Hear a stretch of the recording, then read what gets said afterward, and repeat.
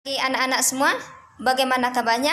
Semoga kita semua sehat selalu dan tetap dalam lindungan Tuhan. Video kali ini akan membahas bagaimana cara memasak ubi dan bagaimana cara memainkan alat musik. Namun, di video kali ini kita tidak hanya mengetahui cara memasak ubi dan cara memainkan alat musik. Namun, kita mendapatkan satu ilmu pengetahuan baru. Pasti penasaran kan? Makanya simak video berikut ini.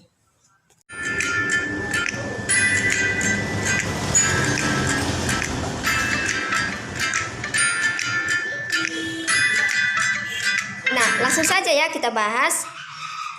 Cara memasak ubi dan cara memainkan alat musik sangatlah berkaitan erat dengan salah satu pembelajaran yang ada pada buku Bahasa Indonesia kelas 7. Ayo, ada yang tahu teks apa itu? Iya, teks prosedur. Di dalam video kali ini akan dibahas mengenai seluk-beluk teks prosedur.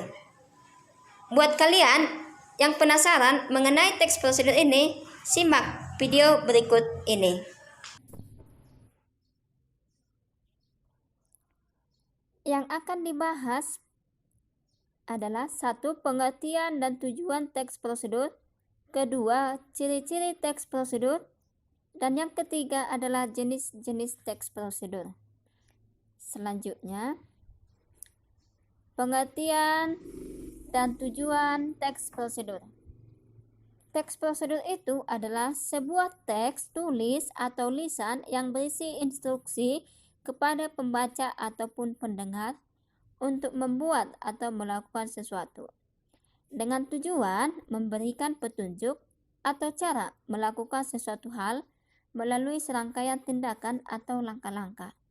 Nah, jika nanti kalian membaca buku, ada dibuat di situ sebuah langkah-langkah atau berupa petunjuk, nah itu bisa juga disebut dengan teks prosedur. Kita lihat selanjutnya, ciri-ciri teks prosedur.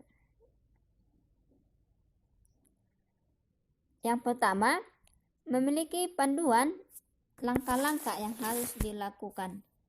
Nah, intinya teks prosedur ini merupakan panduan ataupun langkah-langkah. Yang kedua, memiliki aturan atau batasan dalam bahan. Nah, kalau kita melihat cara membuat kue, contohnya tepung tapioka sebanyak 2 sendok. Nah, di situ ada aturan ataupun batasan. Ataupun contoh lain, gula pasir sebanyak 2 sendok. Itu merupakan aturan dan batasan juga. Nah, ciri yang ketiga yaitu isi kegiatan dilakukan secara urut. Iya, jika kita melakukan kegiatan itu haruslah sesuai dengan urutannya. Nah, jika kita tidak melakukannya sesuai dengan urutan, maka hasilnya juga tidak bagus. Selanjutnya kita lihat ciri bahasa teks prosedur. Nah, ciri bahasa teks prosedur ini ada 3. Yang pertama, menggunakan kalimat perintah. Nah, di dalam teks prosedur ini ada kalimat perintah. Misalnya, jika kita membuat kue, kalimat perintahnya siapkan bahan-bahannya. Nah, di kata siapkan ini merupakan kalimat perintah. Contoh lain, aduklah tepung itu menjadi adonan yang ulet. Nah, kata aduklah di sini menggunakan kalimat perintah. Selanjutnya, ciri bahasa yang kedua adalah memberikan saran atau larangan agar diperoleh hasil yang maksimal. Iya, memberikan saran. Misalnya, masukkan ke dalam oven selama 10 menit. Nah, kata masukkan ini merupakan kalimat saran. Sedangkan kalimat larangan Contohnya, jangan sampai melewati batas yang sudah ditentukan. Nah, itu merupakan kalimat larangan. Ciri bahasa yang ketiga adalah penggunaan kata ukuran yang akurat. Nah, kata akurat ini haruslah memang benar-benar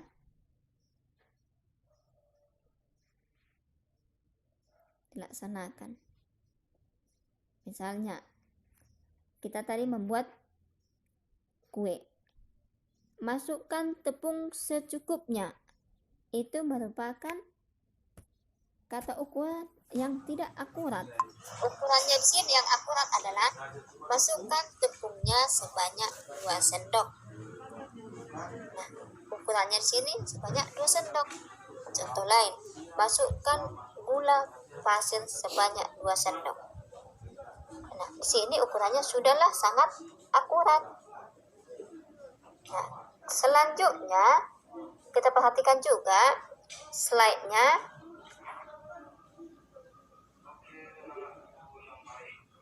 Jenis-jenis teks prosedur. Nah, di sini ada 3 jenis-jenis teks prosedur. 1. Memandu cara menggunakan ataupun memainkan alat musik. Nah, di buku kita masing-masing sudahlah dibuat di situ cara memainkan alat musik. Contoh yang pertama, di situ ada memainkan angklung. Langkah-langkahnya sudah ada dibuat. Nah, kita memainkan angklung ini sesuai dengan langkah-langkah yang sudah ditentukan. Contoh yang kedua, cara mematikan komputer. Nah, di buku kita masing-masing juga sudah ada dibuat di situ bagaimana cara mematikan komputer tersebut.